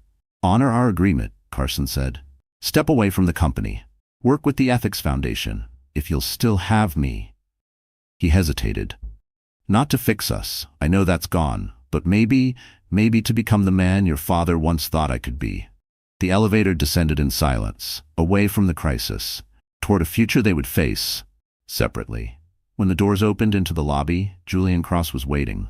He took in the sight of Carson and Lauren emerging together, unreadable. "It's over," Lauren said. "Nathan was the mole. He's been working with Canwell from the beginning." Julian nodded slowly. His gaze turned to Carson. "You saved a lot of people today." "Too little too late," Carson muttered. The bitterness in his voice was met himself. "Perhaps," Julian said, "or perhaps just in time." Before Carson could respond, Diana Hamid strode through the main entrance, flanked by Judge Montgomery and a squadron of lawyers. The timing was too precise to be coincidence. "You knew," Carson said, turning to Lauren. "You expected Canwell to make a move." "Today was the day," Lauren confirmed. "We suspected as much." The SEC filing to finalize the merger must have been the trigger. Canwell was waiting for one last shot before the new protocols locked him out. Diana approached, her sharp gaze quickly assessing the scene. "I see we missed the fireworks." "The crisis is over," Lauren said. "Thanks to Carson." The acknowledgement caught Diana off guard. He identified Nathan Pierce as Canwell's operative and stopped the breach. Diana studied Carson anew. Did he now? How? Unexpectedly heroic. "Not heroic," Carson said. "Just necessary. I helped create this vulnerability by trusting the wrong people, by chasing growth over governance. The least I could do was help fix it." The quiet honesty in his voice struck deeper than any justification could have. Diana exchanged a brief glance with Judge Montgomery before turning back to him. "Well, Mr. Blake," she said, "we may need to revisit some aspects of our arrangement." Carson shook his head. "No need. I'll honor the terms. The company's better in new hands." "Even if those new hands," Diana added with a sly tone, "might benefit from your expertise. Not as CEO, of course, but perhaps in a more active advisory role. Something deeper than we initially discussed." Carson looked to Lauren. This was her moment. Her win. He wouldn't accept anything that undermined that. "That's her call," he said simply. "It's her foundation, her vision."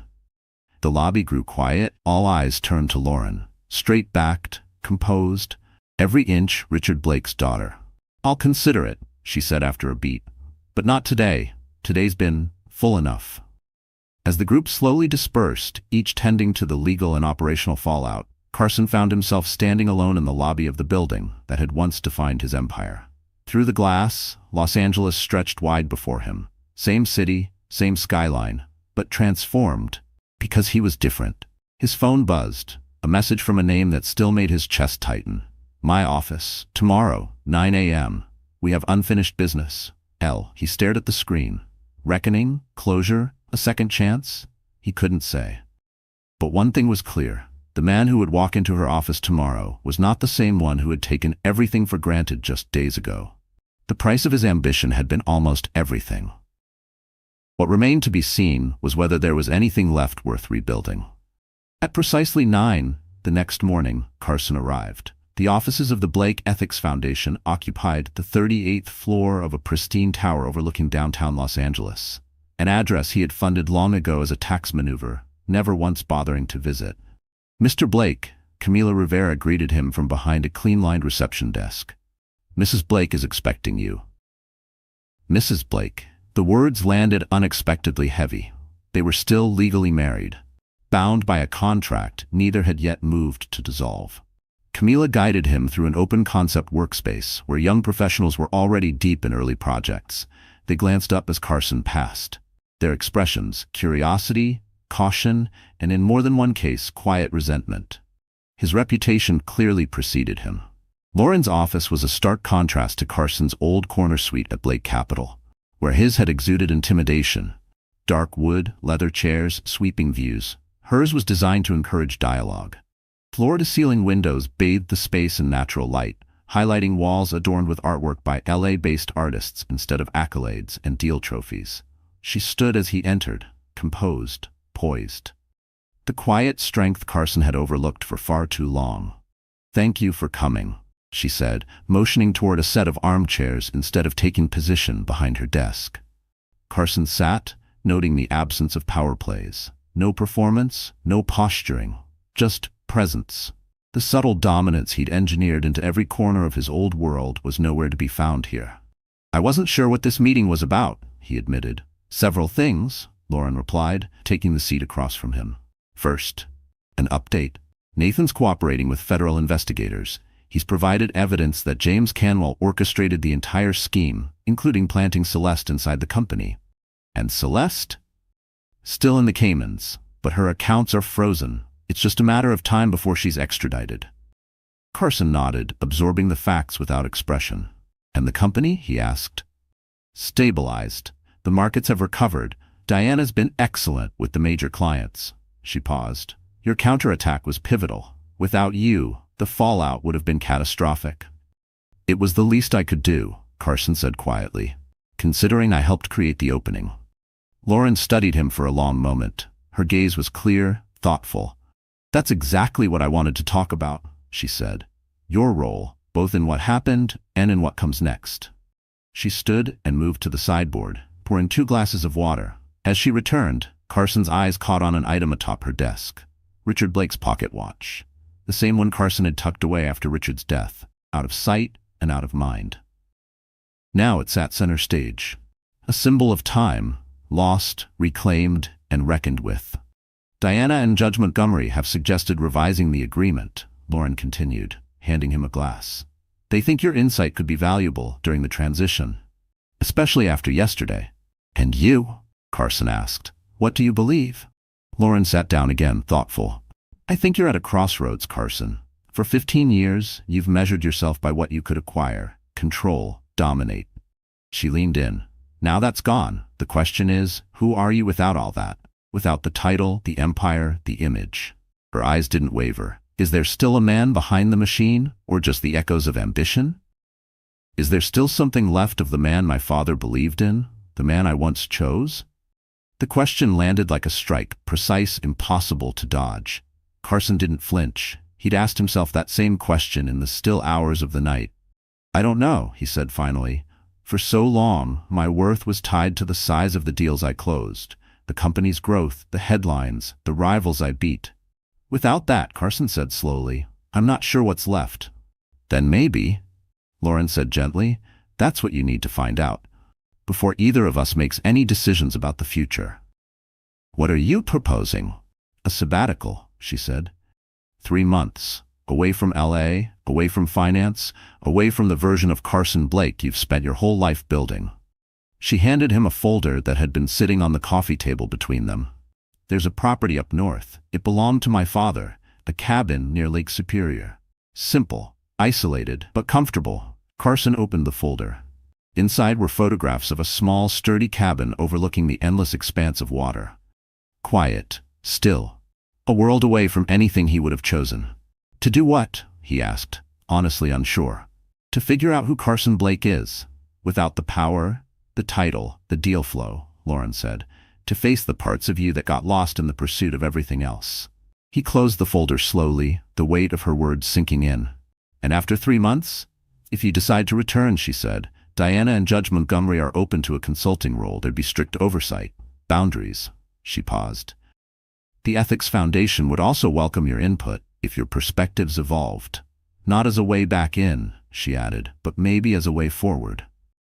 Carson looked up, finally voicing the question that had lingered unspoken. "And us?" Lauren's expression shifted, softer now, layered with memory and restraint. "I don't know, Carson. 15 years can't be undone by a crisis. Not the damage, not the distance." She exhaled slowly. "But I do know I can't make a decision about us until I see who you're becoming. And until you understand that too." Carson nodded, a strange calm settling in. "When would I leave?" "Today, if possible. The cabin's ready, and you're staying here right now complicates things for everyone." "And you?" he asked. "What will you be doing while I'm figuring out my existence next to a lake?" Running the foundation, she said. Helping rebuild Horizon Blake's reputation. Living my life. She smiled faintly. Getting reacquainted with the woman I was before I became Mrs. Carson Blake. The version of me who didn't settle for being someone else's silent strength. Carson stood, folder in hand. I'll go, not because I think it'll fix our marriage or my career, but because you're right. I need to know who I am without either. His voice wavered for the first time, not with uncertainty, but with the weight of acknowledgement. As he turned to leave, Lauren called out softly. Carson, there's one more thing. He paused. She held out a small worn journal bound in faded leather. Richard Blake's, the one Carson had kept for years, unread. Take this with you, she said. My father saw something in you once, something worth believing in. Maybe his words can help you find that part again. Or remind you that it ever existed in the first place. Carson took the journal. Their fingers brushed. Thank you. 3 months, Lauren said. No contact. No calls. No markets. Just you, the lake, and whatever you find in yourself. And then, he asked. And then, she said softly, we'll see. As Carson stepped out of the Foundation's offices, downtown LA pulsed with its usual rhythm, dealmakers and dreamers racing through the day. The financial world kept turning. But for the first time in 15 years, Carson Blake wasn't running alongside it. He was finally stepping off the wheel, to discover if there was still a life waiting to be built. This had once been his domain, his arena, the space in which Carson Blake had thrived, the terrain he had conquered. Now he watched it all from a distance, detached from its rhythms and ambitions. His phone buzzed, notifications, news alerts, texts, stock updates about Blake Capital's rebound, headlines on Nathan Pierce's arrest, speculation about his future. With a single motion, Carson silenced it all. He powered the device down and let go, like closing a chapter, not with fury, but with finality. 3 hours later, he stood in the foyer of the penthouse he had once acquired as a trophy, a monument to a life built on image. The luggage by the door contained casual clothes he rarely wore. Everything else he had delegated to his legal team. Financial matters, personal affairs, a pause button on a life in freefall. The rest, his titles, his illusions, he was leaving behind. As he turned to leave, the elevator opened and Julian Cross stepped out. Heading somewhere? Julian asked, taking in the suitcases. Northern Michigan, Carson replied. Lauren's idea. Julian nodded knowingly. The cabin on Lake Superior. Carson narrowed his eyes. You've been there? Once. Years ago, Julian said. Richard took me when I was just starting Fletcher Technologies, said it was the place he went when he needed to remember what mattered, where clarity found him before ambition buried it again. He walked over, posture easy but deliberate. I won't stay long, he said, holding out a sealed envelope. Financial intel. My team's analysis of Canwell's entire operation. Figured you should know what you were up against. Carson accepted the envelope with a hint of wariness. Why now? I'm walking away. Because Richard believed in you, Julian said simply, and despite everything, I respected him. Consider it perspective for whatever you're about to learn up there. Sometimes the truth isn't for the man you were, he added, but for the one you still have a chance to become. As the elevator closed behind him, Carson stared at the envelope, then tucked it, unopened, beside Richard's journal in his briefcase. He'd read both. But not here. Not yet.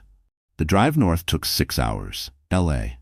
Its endless sprawl gave way to the calm of Central California, then pine-dense roads twisting along the shoreline. With every mile, Carson shed another layer. Executive, architect of empire, betrayed husband, public villain. Each identity peeled away like old skin. Each mile, a quiet reckoning.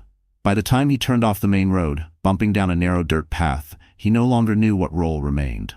The cabin was as Lauren had described, quiet, weathered, perched above the endless shimmer of Lake Superior. Inside it was modest, worn leather chairs, bookshelves lined with novels and field guides, a fireplace stacked with wood. No screens, no art, no noise, no version of Carson Blake staring back from the walls, just space. A single sheet of paper waited on the kitchen table. Juliet's handwriting. Pantries stocked, firewoods outside. No internet. Nearest town's 20 miles south. Cell service is unreliable. Time moves differently here. Let it. Carson placed the note back on the table, then walked out to the porch. The late sun spilled fire across the water. Crimson streaks danced over endless blue. It felt like standing at the edge of the world, and maybe that's exactly where he needed to be. And for the first time in years, perhaps ever, Carson Blake had nowhere to be. No one to outwit, nothing to prove. He sat down facing the lake and waited for silence to teach him what success never had.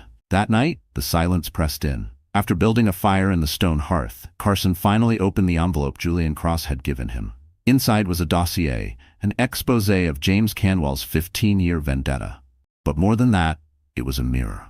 Page after page detailed Carson's own complicity, not in crime, but in character. Arrogance, ruthlessness, the systematic erasure of relationships once they'd outlived their utility. Victor's betrayal, Celeste's infiltration. The SEC's scrutiny. They weren't random, they were consequences, echoes of seeds Carson himself had planted long ago. One document made him freeze, a psychological profile.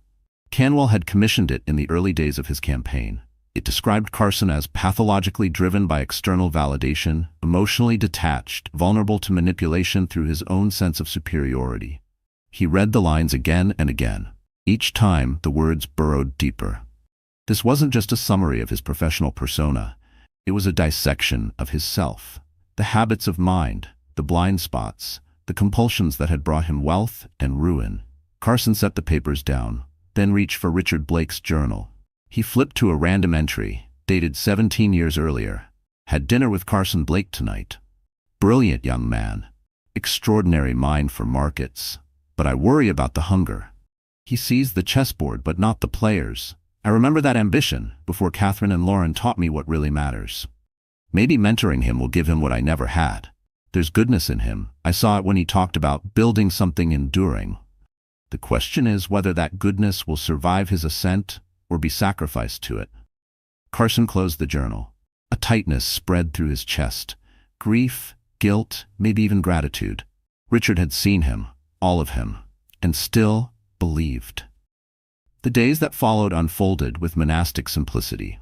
Mornings, coffee on the porch, watching the lake shift with light and wind. Afternoons, chopping wood, patching the roof, hiking nearby trails. Evenings, reading the journal from beginning to end, watching the arc of Richard Blake's hopes, worries, and fading strength unfold in ink. A week into the exile, Carson drove south to the small town of Whitefish Bay for supplies. The general store's bell jingled overhead as he entered. The elderly clerk greeted him with an easy smile. "You up at the Blake place?" the man asked. Carson nodded, trying to clear my head. "Another city guy come to find himself," the man chuckled. "Richard used to stop in all the time. Good man, asked about my granddaughter's college plans every visit, always remembered, even after she graduated." "You knew him well?" Carson asked. "Well enough to know he loved that cabin," the man said. Said it reminded him of who he was before the markets got loud. Carson smiled faintly. For the first time, he understood exactly what Richard meant. The owner gave a light chuckle as he bagged Carson's groceries. Said it reminded him what the money was for. Never did quite understand that myself. Never had enough to forget. Carson pondered that on the long drive back. What the money was for. Had he ever asked himself that question? Or had wealth and power become the goal, an end in itself, detached from meaning? 2 weeks into his sabbatical, Carson received his first and only visitor. He was out back, splitting firewood, when a rental car crunched its way down the dirt road. From it stepped Judge Montgomery, looking surprisingly at ease in hiking boots and a windbreaker. "Productive therapy," Montgomery said, nodding toward the neat pile of split logs. Richard swore by it.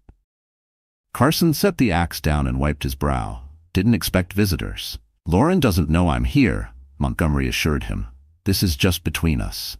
Carson gestured toward the porch, where 2 Adirondack chairs faced the water. They settled in.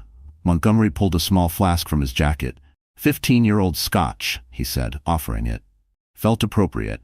Carson took a measured sip and passed it back. "So," he asked, "why are you here?" The judge was quiet for a moment, watching the lake. "I've known 3 generations of Blakes," he said. "Watched them build, lose, rebuild. I've seen wealth bring out the best in people, and the worst." He turned to Carson. "I wanted to see if there's anything left of the young man Richard believed in, the one he hoped would love his daughter and honor his legacy." Carson met his gaze. "And what's your verdict?" Still deliberating, Montgomery said with a small smile. But I'm encouraged you've lasted 2 weeks without fleeing back to the city. He chuckled. Richard only made it 3 days the first time. They sat in silence for a while, watching an osprey dive into the lake, wings slicing cleanly into the water. Did you know? Carson asked eventually. About Nathan working with Canwell? Montgomery exhaled slowly. I suspected someone close to you was leaking information, but no, I didn't know it was Nathan until recently. That's the thing about long games, Carson said. You think you're the one moving the pieces, but you're just another piece being moved. Montgomery gave him a long, thoughtful look. That realization, he said, that we're all both players and played, that's the beginning of wisdom, Carson. He sipped the scotch, then added, the question is, what do you do with it? Carson looked away. And what would your wisdom suggest? Montgomery smiled. Keep chopping wood, he said. Keep reading Richard's journal. Keep sitting with the truth that the empire you built rested on a foundation laid by others, some of whom you never fully acknowledged.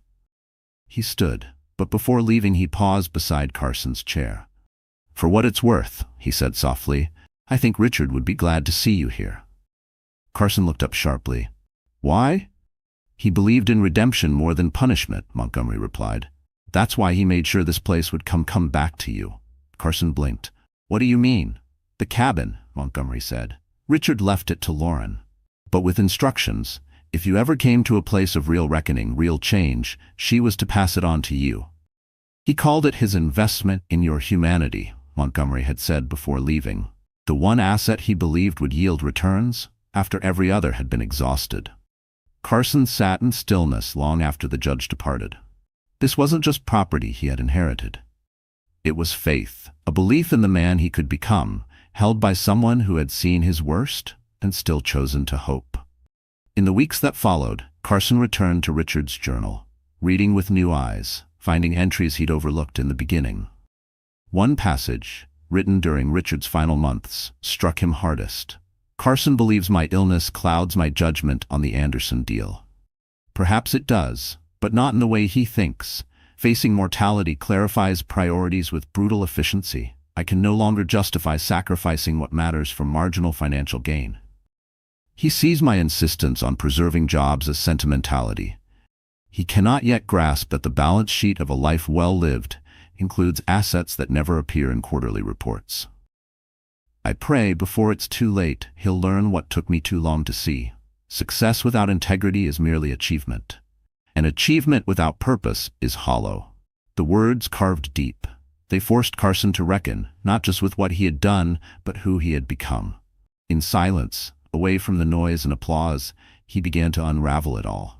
Not just the recent decisions that led to his downfall, but the pattern, the consistent prioritization of growth over gratitude, metrics over meaning, acquisition over acknowledgement. Midway through his second month, Carson added a nightly ritual, writing letters, not to be sent. Letters to Richard, apologizing for perverting his vision. To Nathan, acknowledging the legitimacy beneath his betrayal. To Celeste, owning the environment of manipulation he had enabled. And most painfully, to Lauren. I failed to see you, he wrote, not just as my wife, but as a whole person, with brilliance, purpose, and agency. I reduced you to a role in my narrative, instead of honoring you as the protagonist of your own. Perhaps that is my gravest failure, not recognizing the full humanity in the person closest to me. As the third month began, something shifted, not a dramatic rebirth, but a quiet loosening of the grip that ego had held on him for years. The silence was no longer suffocating, it was cleansing. The simplicity wasn't a deprivation, it was clarity. One morning, as the lake shimmered in soft tones of pearl and silver, Carson made a decision. He wouldn't return to Los Angeles, not yet. The reckoning wasn't complete, and he wasn't ready to re-enter the world he'd once ruled. He drove to Whitefish Bay and used the general store's landline, the only reliable connection. The line rang. Then, her voice. It hit him harder than expected. It's me, he said, a pause. I wanted to let you know, I won't be coming back next week. I see, Lauren replied. Is the isolation too much? The opposite, Carson said softly. It's not enough. I need more time, Lauren, Carson said softly, to understand who I am, beyond the man I've pretended to be for so long. How much more time? She asked. I don't know, he admitted. But I wanted to honor our agreement, to tell you instead of just disappearing. A pause, longer this time. Thank you, she said. Are you finding what you needed there? Carson considered. Not yet, but I'm finding the courage to look, honestly, and that feels like a beginning. It does. Lauren said quietly. It really does. 3 days before he was originally supposed to return, a package arrived, delivered by a local courier. Inside was a legal document, the cabin's deed, and a handwritten note. Fulfilling my father's wishes. This place is yours now, for as long as you need it. I've extended your consulting consideration with Diana and Judge Montgomery indefinitely. Take the time you need, Carson. The person you're becoming deserves that space. L. Tucked behind the deed was a photograph he had never seen before. Richard Blake and a much younger Carson, seated on the porch of this very cabin, both mid-laugh, eyes lit by something long lost to time. On the back, Lauren had written, "He believed this man still exists. Maybe he was right." On what would have been his last day at the cabin, Carson sat on the porch. A storm loomed over Lake Superior, dark clouds tumbling in from the horizon. The wind picked up, setting the water into restless movement, not the chaotic force of ambition, something deeper, elemental, cleansing. His phone, untouched for 3 months, sat beside him. That morning he'd charged it, not from urgency, just curiosity. Now he switched it on. The screen lit up, hundreds of missed calls, unread emails, news alerts. Carson scrolled through them, calmly. No panic, no need to respond. Headlines caught his eye. Blake Capital rebrands under new leadership. Nathan Pierce pleads guilty in federal fraud case. Celeste Blake arrested in the Caymans. Fletcher Technologies partners with Hamid Blake Ethics Foundation. One headline made him pause. Lauren Blake named CEO of Foundation, announces expansion. He clicked. The article showed her at a podium, confident, composed, visionary. The piece described her mission, to evolve the foundation into a real engine for ethical change in finance, not just a line-item tax shelter. Carson set the phone down. He felt no jealousy, no bitterness, only pride. A quiet, reverent kind of pride, for the woman he had finally learned to see. As the first rain hit the porch roof, Carson made his decision. He would stay through winter, experience the cabin as Richard had, in every season, and in the spring he would return, not to reclaim power, not to rebuild an empire, but to serve, to offer whatever knowledge remained useful to Lauren's vision. Whether their relationship could ever be mended was a question only time could answer. But this time, he would not return for redemption. He would return for purpose. Some betrayals cut too deep for simple healing, and Carson Blake had no illusions about the damage he had caused. But for the first time in his adult life, rebuilding his marriage wasn't a goal to be achieved, a tactical victory, or an extension of control. It was hope, pure, uncertain, and born of genuine remorse. That night, as wind whipped through the pines and rain lashed against the cabin windows, Carson wrote one final letter. Unlike the others, this one would be sent. Lauren, for 3 months I've lived in your father's sanctuary, confronting truths I spent decades avoiding. The man who arrived here measured worth in control, ownership, and victory. The man writing this knows how hollow those measures truly are. I won't be returning to LA. Not yet. There is still work to do. Not on the cabin, but on the person inside it. When I do come back, it won't be to reclaim anything, only to offer what I might still become, if that self proves worthy. I don't know if there's a path forward for us. Some damage can't be undone, only acknowledged. But I want you to know. I see you now, your strength, your vision, your integrity, the same qualities your father saw, and the ones I was too blind, too arrogant to appreciate. The deed arrived. Please thank Judge Montgomery for his visit and his grace. I understand now why this place mattered to Richard, and why he wanted me to find it, eventually. With respect and regret, Carson P.S. Enclosed is something I should have given you years ago. The first page of your father's journal. It belongs to you more than to me. Attached to the letter was a fragile page, carefully removed, dated after Richard Blake's diagnosis. The doctors say I have months, not years. The news should devastate me, but instead, I feel clarity. When time becomes finite, what matters comes into focus. Lauren is my greatest achievement. Not this company, not the accolades, not the money. In her I see the balance I always wanted for myself. Fierce and kind, driven and generous. My greatest fear isn't death, It's leaving her vulnerable to people who see her worth only superficially. Carson sees her beauty, but not yet her brilliance. He covets her. He doesn't cherish her. I can only hope time and love will teach him what took me a lifetime to understand. That real wealth lies not in what we possess, but in what we protect. If you're reading this, Carson, know this. I entrusted my greatest treasures to you, my daughter and my legacy. How you honor them will define not just your success, but your humanity. As Carson sealed the letter, thunder cracked over Lake Superior. Nature's punctuation to the close of one chapter and the fragile start of another. Outside, the lake raged. Inside, in the stillness of the cabin Richard Blake had loved, Carson Blake faced the storm within himself with humility and respect.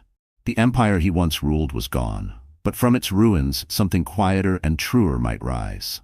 Not a monument to ambition, but a testament to redemption. 18 months later, snow drifted past the tall windows of the Hamid Blake Ethics Foundation, coating downtown Los Angeles in a pristine hush. It softened the sharp corners of a city built on competition and conquest. And inside, something new was being built, something meant to last. From the 38th floor, the view was ethereal. Skyscrapers shimmered like glass spires in a fairy tale. Lake Michigan, frozen and gleaming, stretched toward the horizon in shades of pewter and pearl. Carson Blake stood by the window, watching snow accumulate along the ledge. At 49, he looked markedly different from the man who had once ruled Blake Capital. The expensive suits remained, but the edge, the hunger, the posturing had quieted. His hair now carried streaks of silver, and the lines around his eyes spoke not of scheming, but of reckoning. The board approved all 3 proposals, Lauren said, entering her office with a stack of folders in hand. Even Henderson voted yes, which I didn't expect. Carson turned from the window, offering a genuine smile. Henderson respects data. The pilot results were too good to ignore. Your presentation helped, Lauren said, setting the folders down. You've always known how to speak their language. I've had excellent coaching, Carson replied, his eyes meeting hers. There was gratitude there, quiet, sincere. Their professional relationship had evolved over the past year. After 8 months in isolation, Carson had returned to Los Angeles, not to reclaim anything, but to offer what he had left, on Lauren's terms. His insider knowledge, once used to bend systems, now fueled reforms to prevent those same abuses. It was a strange symmetry, justice maybe, poetic or otherwise. Their personal lives remained undefined. The divorce papers, once drafted in anger and grief, remained unsigned. Neither had moved to finalize them. Neither had torn them up. Instead, they existed in something new, a careful balance, professional respect, emotional ambiguity, tentative rediscovery. Diana called, Lauren said, taking her seat. The ethics certification program's being adopted by 3 more major banks. She smiled faintly. Apparently your reputation for knowing where the bodies are buried makes compliance officers very attentive during their trainings. Carson chuckled. Poetic justice. Lauren raised an eyebrow. Using your former tactics to close the loopholes you once exploited? Exactly. A knock interrupted them. Camila entered with 2 coffees. Your fora was cancelled due to the weather, she said. Mr. Fletcher confirmed dinner at 7, weather permitting. Thanks, Camila, Lauren replied. As Camila exited, Carson arched a brow. Fletcher still making his case? Lauren met his gaze, calm and steady. Julian's been a good friend and a strong supporter of the foundation. Tonight's dinner is strategy for next month's congressional testimony. Of course, Carson nodded. He asked no more. Whatever lay between Lauren and Julian remained theirs to define, one of many boundaries Carson had learned to respect. Lauren studied him for a moment. The cabin looks good with the renovations, she said. When I dropped those documents last month, I barely recognized it. Just some updates, Carson replied. Nothing major. The original character is still intact. She smiled, then returned to her folders, and he stood by the window a moment longer. The city shimmered in the snow, restless, brilliant, alive. I've come to appreciate Richard's vision for the place, Carson said quietly. He would be pleased, Lauren replied, her voice soft, with the cabin, and with everything else. Carson nodded, understanding the weight of her words. There was a time when Richard Blake's approval had felt like a constraint, something to push against, outgrow, outpace. Now, The possibility that he might finally be honoring the man's legacy carried a meaning Carson hadn't known he was missing. "I'm heading back tomorrow," he said. "The quarterly review is done. The certification materials are all in place." "For the weekend?" "Maybe longer," Lauren nodded. "Winter on Superior has its own kind of beauty," she said. "Stark, honest, like the man who lives there now." Carson smiled, humbled. "Still working on that. Some renovations take longer than others." The intercom buzzed. "Mrs. Blake, Judge Montgomery is here."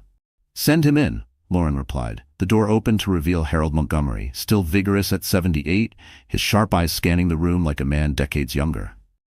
Now chairman of the Foundation's board, he carried both gravitas and a quiet mischief. "Carson," he greeted warmly, "good to see you." "Judge," Carson replied, shaking his hand, "your insights made all the difference in the certification design." Montgomery waved a hand, settling into a chair. "I've just come from a rather fascinating lunch with our old friend Nathan Pierce." Carson blinked. "Nathan's out?" "Released last week," Montgomery said. "Reduced sentence for full cooperation." Lauren and Carson exchanged a glance. "He asked to see me specifically," Montgomery continued, "to make amends, in his way. He gave me something. Said it was meant for you." He handed Carson a sealed envelope. Carson turned it over in his hands, brow furrowing. "He said it was something he should have delivered 15 years ago, when Richard first got sick." Carson opened it carefully. Inside, a letter, handwritten, dated just weeks before Richard Blake's death. As he read, Carson's posture shifted, from curiosity to disbelief to something close to awe. "What is it?" Lauren asked gently. Carson looked up. His voice was low. "Your father never intended for me to take over alone." He passed the letter to her. "He wanted me as his successor, but with you as an equal partner.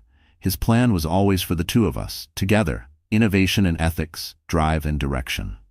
Lauren read the letter. Her hands trembled slightly. "Victor kept this from us," she said at last, eyes shining. Carson nodded. "He was supposed to deliver it if Richard's treatment failed, but he didn't. He decided you weren't ready," Montgomery added gently, "that you'd see Richard's idea of shared leadership as weakness." "He was right," Carson admitted. "Back then, I would have rejected it. I would have seen it as doubt, not wisdom." The three sat in silence. Not grief, not outrage, just the quiet weight of what might have been. "The question," Judge Montgomery said finally, rising to leave, "is not what might have been, but what still could be."